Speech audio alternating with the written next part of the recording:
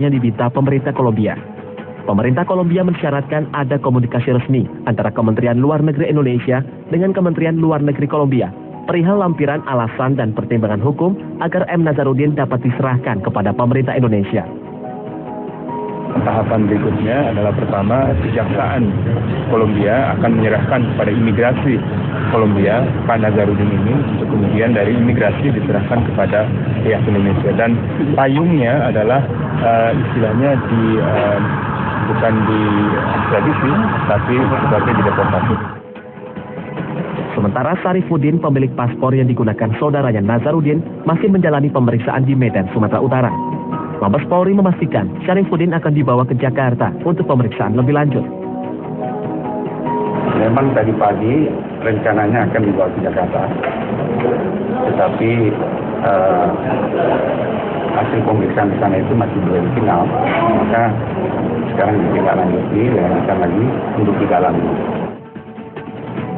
Sejak mencuat dalam kasus skandal korupsi Wisma Atlet, sosok Nazarudin kembali menjadi tamparan bagi semua penegak hukum Indonesia dan semangat pemberantasan dari rezim pemerintahan SBY Budiono.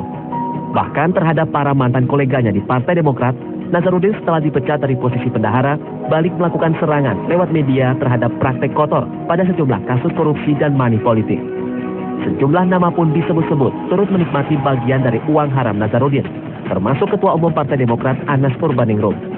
Namun terlepas dari tudingan miring yang dilontarkan Nazarudin kepada mantan koleganya di Partai Demokrat, penyelesaian kasus ini kini tinggal menunggu waktu setelah pelarian Nazarudin terhenti di kota Cartagena, Kolombia. Persoalannya kini, benarkah pemerintah akan serius memberantas korupsi Wisma Atlet SEA Games 2011, skandal Hambalang, Kemendiknas, dan Kemenkes? Sebab ada kecemasan, nasib Nazarudin akan berhenti sebagai korban atau tumbal untuk menyelamatkan sebuah konspirasi jahat yang lebih besar. Namun terlepas dari keraguan ini, Indonesian Corruption Watch justru memberi apresiasi pada pemerintah untuk menjadikan langkah awal penuntasan korupsi lewat kasus Nazarudin ini. Saya pikir ini babak awal untuk pengungkapan kasus yang lebih besar gitu, karena Nazarudin juga terseret dalam sejumlah kasus korupsi, Wisma Atlet, kemudian proyek di Hambalang, dan ada kasus di Kemendiknas dan Kemenkes gitu. Nah, di sisi yang lain yang juga harus dikerjakan adalah bagaimana menjamin keselamatan Nazarudin sampai ke Indonesia. Untuk itu ICW mengingatkan nasib keselamatan Nazarudin menjadi prioritas utama. Sebab dari skandal ini bukan tidak mungkin banyak pihak yang terancam dan panas dingin. Keselamatan Nazarudin ini penting sebenarnya untuk mengungkap sebenarnya aktor-aktor korupsi sesungguhnya di dugaan yang mengarah ke Partai Demokrat, kemudian pejabat maupun misalnya politisi lain di luar Partai Demokrat. Nazarudin diharapkan dapat memberi keterangan jelas yang disertai bukti-bukti sehingga penegak hukum dapat memeriksa setiap oknum yang diduga terlibat. Jangan sampai kesempatan baik ini kembali menguap dan mengaburkan kesungguhan pemerintah memberantas korupsi.